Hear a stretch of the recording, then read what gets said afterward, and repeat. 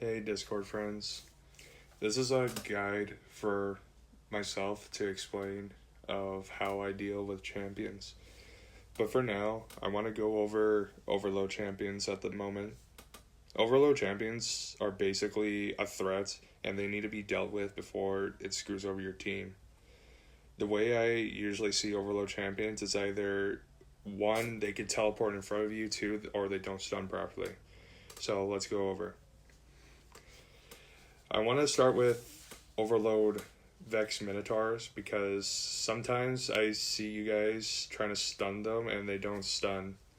But that's the only issue that I cannot explain is either you're stunning them incorrectly or it's either the game's fault. Usually Vex Minotaurs has one gun and one gun only. And I think it's that boom hand cannon that you just seen. Now, so what do? Usually overloads are kind of unique in a certain way. You got hobgoblins and overload captains and chieftains, but for now I want to focus on the Minotaur. So this is what they do. Here's the clip. Now, you can see right here the overload is trying to get towards me and starting shooting me at the same time. Overload Minotaurs are usually very aggressive, and if you don't stun them, this will happen to you if you don't stun them.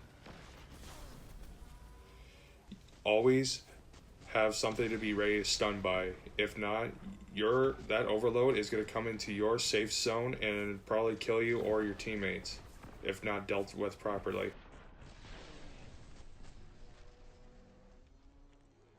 Now, I'm going to teach you how to counter them. So the way to counter them is just it's a double-edged sword. It's either they beat your ass or you beat their ass. And there's multiple ways of doing this. So here is some examples. So usually people will use the artifact mod for VSEC gun of episodes now. But for me, I just don't use those weapons if necessary. You have a lot of choices of how to stun a champion. So here's an example why I don't like it. So I took the first shot, still didn't stun. Second shot, it stuns. It just, sometimes it's inconsistent that I just don't use it as much. Now, the way I stun it is use your abilities. For example, like this.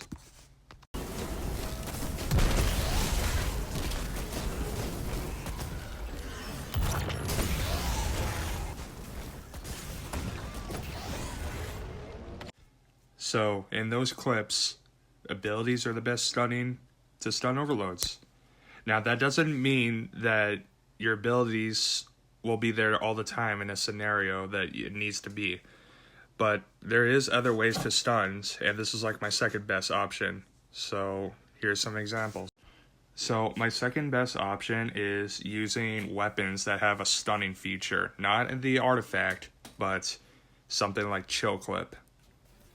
Chill Clip is basically it's like your secondary ability, but in a gun. It's like a good use for it. In this clip, Volt Shot, this is some rare occasions that I have to use Volt Shot to stun a champion. So I get one kill and I don't have any abilities. I stun the overload with Volt Shot. I wouldn't say using Volt Shot might help you as much, but it's something like a backup tool if needed. So, now you can counter champions. Now, I'm going to give you advanced tips of what I usually do to counteract overloads. So, I'm going to show off a few clips of examples in a scenario if you're fighting one, and this will give you the slight advantage. I'll explain. So, I want to use this as an example. Say if we're in a Grandmaster Nightfall, and there's a bunch of ads that my team is clearing out, and you have this overload champion, Minotaur champion, coming at you. The first thing I usually do is I bait out his fire and I dodge his bullets to the left and right.